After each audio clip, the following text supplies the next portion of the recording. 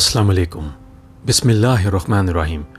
आप सब ने देख लिया किस तरह ये भगोड़े भागे इस मुल्क से, रातों रात फ़रार हुए। ये इस बात का सबूत है कि ये सब के सब मिले हुए थे और बल्कि मिले हुए हैं। और इन जैसे और भी नमूने आपको नज़र आएंगे कि जो चुपके से भागेंगे यहाँ से, और उनके लिए तैयारे पहले से ही खड़े हुए हैं एयरपोर्ट पे।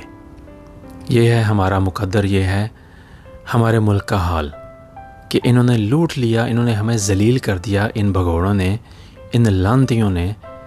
अल्लाह ही इनको पूछेगा और ये अल्लाह की पकड़ में बहुत जल्द आएंगे, क्योंकि इस वक्त जो है हम सब के गुस्से का ये शिकार हो चुके हैं। ये जहाँ पर भी जाएंगे इनको ऐसे ही आवाज़ें कसी जाएंगी, इनको ऐसे ही खिताबात दिए जाएंगे।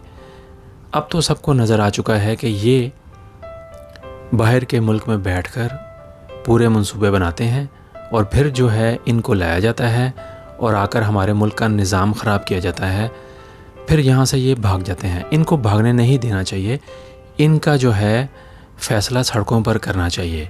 और वो वक्त अनकरीब आएगा कि जब हम इनका फ़ैसला करेंगे सड़कों पर, इनको घसीटेंगे, इनको लटकाएंगे, तब ये मुल्क ठीक होगा। क्योंकि ये एक नासूर है और इन जैसे और भी नमूने आपको नज़र आएंगे।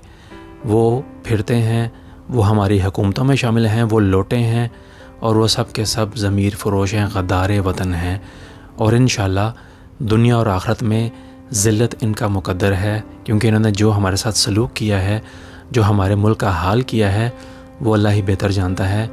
हम सब के सब बेतहाशा परेशान हैं कि कब इन नासूरों से जान छूटेगी और कब जो है हमारे मुल्क में अमन होगा, सुकून होगा और आम पाकिस्तानी जो है उसकी ज़िंदगी खुशहाल होगी। वो वक्त कब आएगा, उस वक्त का इंतज़ार किया जा रहा है।